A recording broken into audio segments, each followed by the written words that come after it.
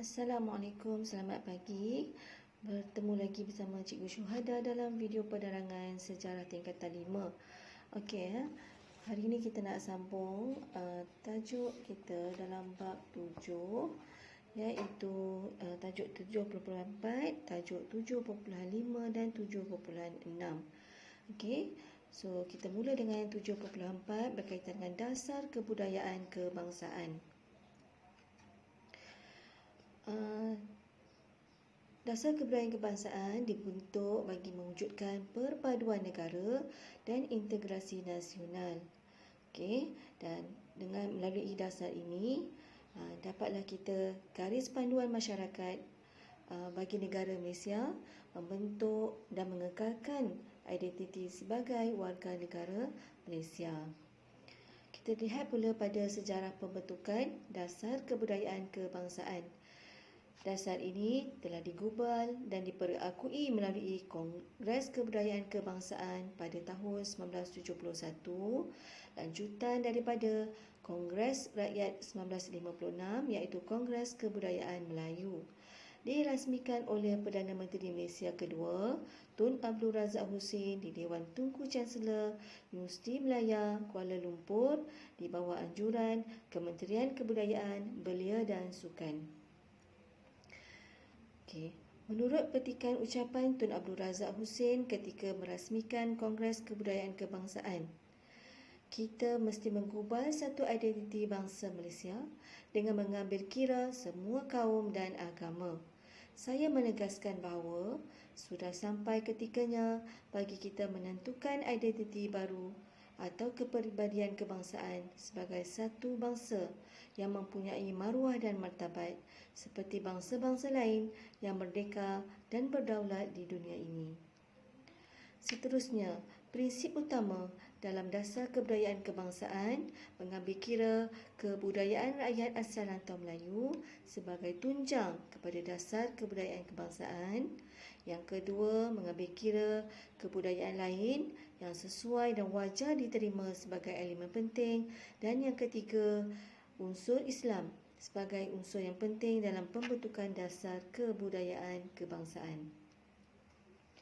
Matlamat pembentukan dasar kebudayaan kebangsaan adalah untuk mengukuhkan perpaduan bangsa dan negara.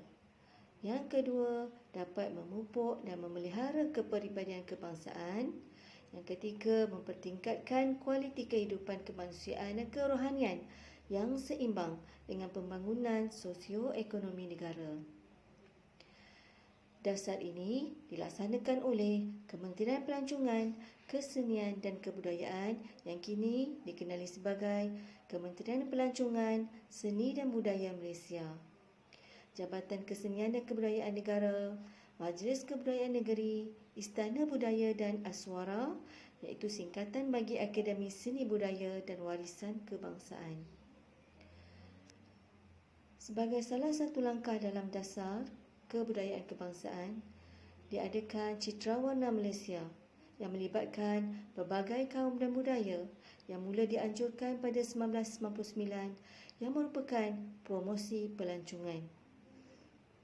Antara program yang dijalankan di bawah Citra Warna Malaysia termasuklah memperagakan kebudayaan, pakaian, tarian dan nyanyian rakyat Malaysia. Dan diadakan di Dataran Merdeka pada bulan Mei setiap tahun dengan melibatkan rakyat pelbagai kaum dan budaya. Penggiat budaya, dasar kebudayaan kebangsaan juga melahirkan ramai tokoh dan penggiat budaya yang tersohor. Tokoh-tokoh ini memberikan sumbangan yang besar terhadap proses membudayakan masyarakat dan kebudayaan bangsa.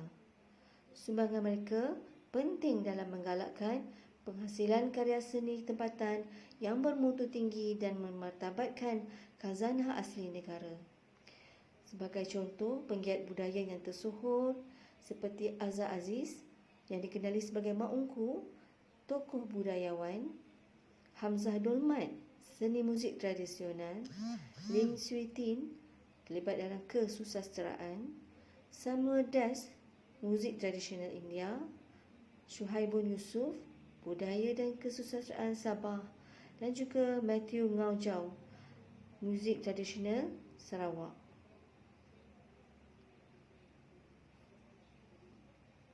Seterusnya, perkara 7.5. Sukan sebagai alat perpaduan. Bagaimanakah sukan memainkan peranan sebagai alat perpaduan negara Malaysia? Sukan juga merupakan satu medium untuk memupuk perpaduan kaum dan integrasi nasional di Malaysia. Sukan dapat mengeratkan hubungan muhibah dan menerapkan rasa saling hormat dalam kalangan peserta. Selain itu, sukan juga mampu mewujudkan masyarakat yang memberikan sumbangan demi kesejahteraan sosial dan kecemerlangan sukan negara. Sukan dan perpaduan melalui pendidikan.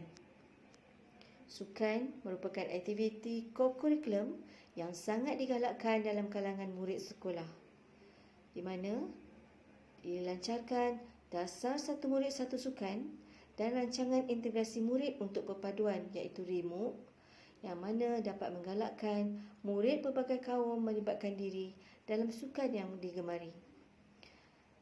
Dalam dasar satu murid satu sukan dan RIMUK, murid-murid memberikan peluang kepada murid-murid pelbagai kaum untuk menceburi bidang sukan, serta dapat memupuk semangat setia kawan dan berpasukan, melahirkan atlet yang berkaliber sehingga ke peringkat antarabangsa. Kejohanan olahraga tahunan sekolah pula dapat melibatkan murid yang terdiri daripada pelbagai kategori umur dan kaum, dan tiada acara sukan yang dipertandingkan mengikut kaum. Rakan-rakan penyokong serta guru penasihat rumah sukan akan bersorak memberikan sokongan kepada atlet rumah sukan masing-masing tanpa mengira kaum. Majlis Sukan Universiti Malaysia (MASUM) bermula pada 1974 untuk mengadakan pertandingan sukan dalam kalangan penuntut dan staf universiti tempatan bagi memupuk perpaduan dan integrasi nasional. Juga merupakan medan untuk atlet menunjukkan kebolehan dalam sukan, dan penganjuran secara bergila-gila dapat menggalakkan integrasi antara negeri. Sukan Malaysia Sukma pula diadakan secara dui tahunan pada peringkat kebangsaan, disertai oleh 13 buah negeri dan wilayah persekutuan, bertujuan mengeratkan hubungan kaum serta integrasi antara negeri. Sukma pertama telah diadakan di Kuala Lumpur dari 19 April 1986 hingga 26 April 1986 dengan penyertaan 3,849 atlet dari 13 buah negeri di Malaysia. Penganjuran sukan, Kerajaan Malaysia menganjurkan pelbagai jenis sukan pada peringkat serantau dan antarabangsa, juga membuktikan sukan dapat menyatukan masyarakat berbilang kaum di negara kita. Komitmen pemimpin dan kesungguhan para sukarelawan yang pelbagai kaum dapat memastikan penganjuran sukan yang cemerlang mendapat pengiktirafan daripada banyak pihak. Sukan antarabangsa yang berjaya dianjurkan oleh Malaysia termasuklah Hoki Piala Dunia, Sukan Commonwealth, Piala Thomas, Southeast Asian Games atau Sukan SEA, Sukan Pemotoran Formula 1 dan Sukan Berbasikal Tour di Langkawi. Kejayaan Malaysia, kebanggaan bersama. Kejayaan pasukan negara dalam pertandingan sukan antarabangsa seperti Olimpik, Commonwealth, Sukan SEA, Sukan Asia dan Pesta Bola Merdeka merupakan hasil kerjasama semua pihak. Dalam pasukan seperti bola sepak, hoki, badminton, renang, bowling dan olahraga, pemain dan jurulatih bekerjasama tanpa mengira kaum. Kejayaan pasukan negara merupakan harapan seluruh rakyat Malaysia. Jelaslah bahawa sukan memainkan peranan yang penting dalam membentuk sebuah pasukan yang bersatu dan saling bekerjasama untuk mencapai kejayaan. Gambar di sebelah kanan adalah Azizul Hasni Awang ketika meraihkan kejayaan meraih pingat emas menerusi acara pecut individu lelaki pada Sukan Asia 2018 di Jakarta, Indonesia. Malaysia turut melakar kejayaan dalam sukan Paralimpik seperti kejohanan olahraga Paralimpik dunia. Sukan Paralimpik adalah untuk memberi peluang kepada mereka yang kurang upaya untuk menyertai sukan sama-sama menjayakan kejayaan Malaysia sebagai kebanggaan bersama. Atlet negara menunjukkan prestasi cemerlang dengan meraih kemenangan dalam pelbagai jenis sukan seperti olahraga dan memanah. Pasukan bola sepak kebangsaan berjaya melayakkan diri ke Sukan Olimpik Moskow pada 1980 selepas mengalahkan Korea Selatan 2-1. Pasukan hoki kebangsaan dalam pertandingan hoki Piala Dunia 1975 diperkenalkan kepada Seri Paduka Baginda yang di-Pertuan Agong 5 Sultan Abdul Halim Muazzam Shah Ibni Almarhum Sultan Badli Shah, dan di situ adalah pasukan badminton Malaysia menjuarai Piala Thomas pada tahun 1967 selepas mengalahkan Indonesia 6-3. Laungan Malaysia Boleh. Slogan Malaysia Boleh ini menunjukkan patriotisme rakyat Malaysia tanpa mengira kaum, agama dan budaya ketika menyokong pasukan Malaysia yang bertanding dalam kejohanan peringkat serantau dan antarabangsa dan merupakan perangsang semangat kepada rakyat Malaysia. Slogan ini asalnya untuk kempen Malaysia menjadi tuan rumah kejohanan Piala Thomas dan Uber pada tahun 1992 dan penyertaan Malaysia di kejohanan Olimpik yang diadakan di Sepanyol serta kejohanan Sukan C di Singapura 1993. Laungan semangat Malaysia Boleh oleh penyokong dapat dilihat apabila Malaysia muncul sebagai juara Piala Thomas pada 1992. Sokongan ini membuktikan bahawa rakyat Malaysia bersatu padu untuk kejayaan pasukan negara. Peranan organisasi dalam perkembangan sukan dan memupuk perpaduan kaum. Beberapa agensi dipertanggungjawabkan untuk meningkatkan pencapaian dan kecemerlangan sukan negara pada peringkat antarabangsa, termasuklah Kementerian Belia dan Sukan, Majlis Sukan Negara, Majlis Olimpik Malaysia serta Persatuan Sukan Peringkat Kebangsaan dan Negeri. Pegawai pengurusan, pakar perubatan sukan, pegawai teknikal dan panel kejurulatihan dalam organisasi ini terdiri daripada pelbagai kaum dengan kepakaran dalam bidang masing-masing. Di bawah kepemimpinan berwibawa, kejayaan sukan negara kita merupakan hasil pengurusan sukan yang cekap dan teratur. Kecemerlangan ini juga disebabkan ketokohan pemimpin Persatuan Sukan, jurulatih, para atlet dan pegawai sukan. Sebagai contoh, Sultan Haji Ahmad Shah bertindak sebagai Presiden Persatuan Bola Sepak Malaysia 1984 sehingga 2014. Sultan Azlan Muhibbuddin Shah, Presiden Konfederasi Hoki Malaysia. Tunku Tan Sri Imran Tunku Jaafar, Presiden Majlis Olimpik Malaysia, dan juga Datuk Seh Kok Chee, Setiausaha Agung Majlis Olimpik Malaysia.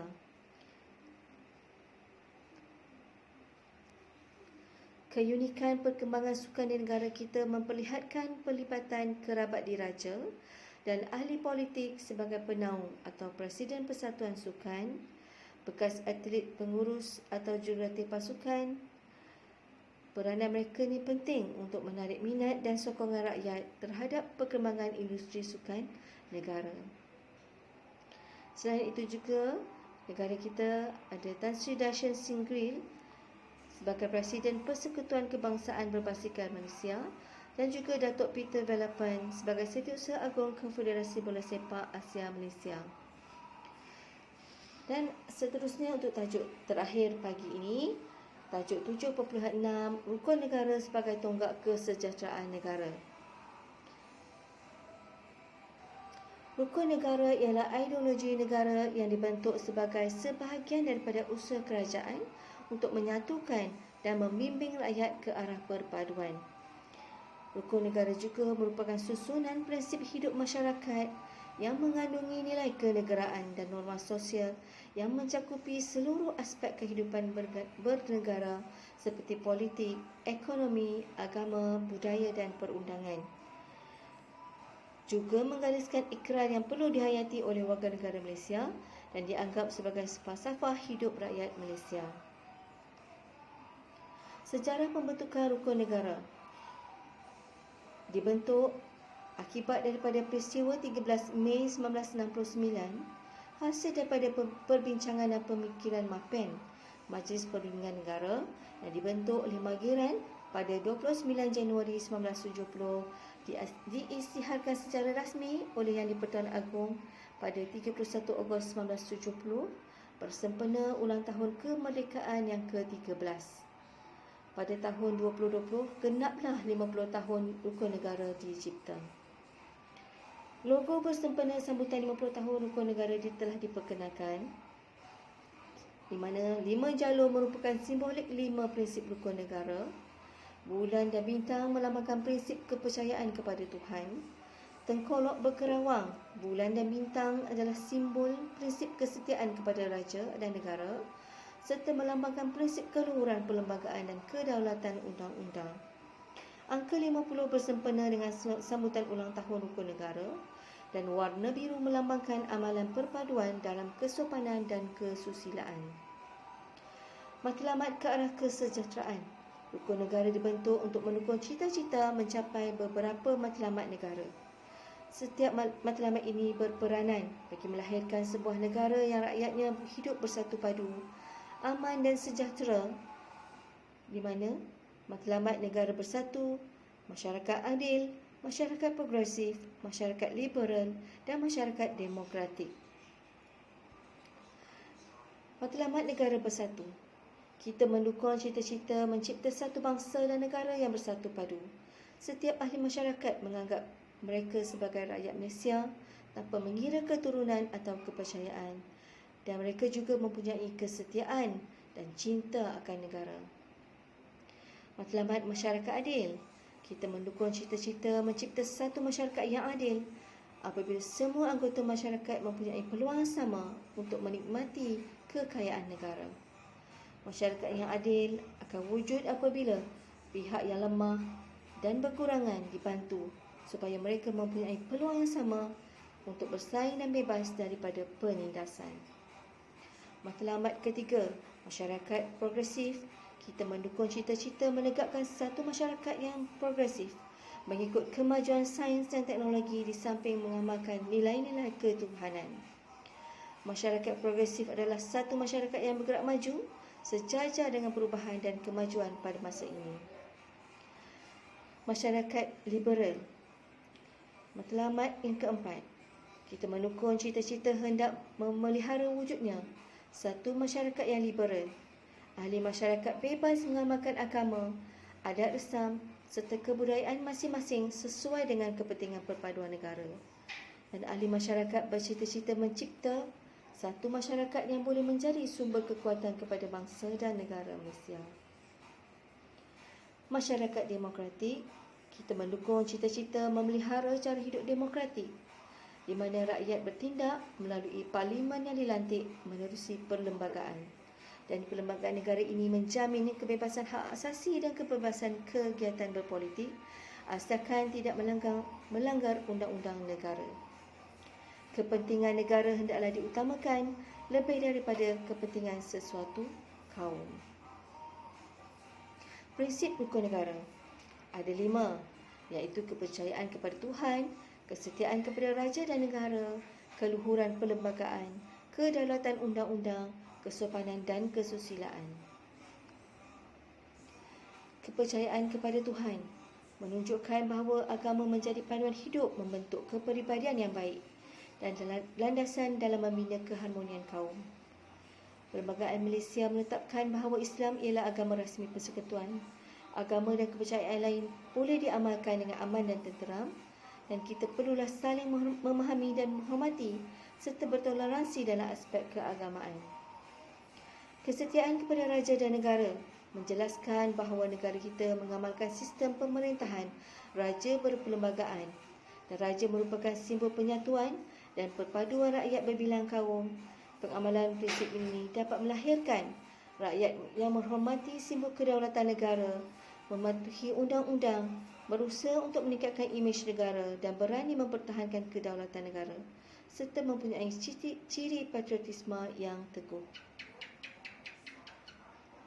Keluhuran perlembagaan membawa maksud ketertinggian dan juga keagungan perlembagaan atau undang-undang. Perlembagaan berfungsi memberikan perlindungan dan hak kepada setiap anggota masyarakat dalam negara. Prinsip ini menekankan supaya rakyat dapat menerima, mematuhi dan mempertahankan kemuliaan perlembagaan. Kedaulatan undang-undang menuntut setiap rakyat menghormati undang-undang, tidak melakukan kesalahan di sisi undang-undang dan berusaha menyokong penguatkuasaannya. Rakyat pula bertanggungjawab mempertahankan dan memelihara kedaulatan undang-undang daripada dicabar oleh mana-mana pihak demi mengekalkan keharmonian dan keamanan negara. Prinsip kesopanan dan kesusilaan memastikan bahawa setiap rakyat perlu sentiasa bersopan, saling menghormati dan berakhlak mulia. Kesopanan dan kesusilaan dapat menjamin hubungan baik sesama kaum agar terus kekal terpelihara. Prinsip ini menjadi garis panduan yang perlu dijadikan amalan dan disemai dalam diri setiap rakyat Malaysia. Penghayatan nilai murni akan melahirkan suasana yang harmoni dan saling bertolak ansur. Sekian dahulu kelas kita pada hari ini. Semoga anda jelas tentang penerangan cikgu pada hari ini. Sekian, terima kasih.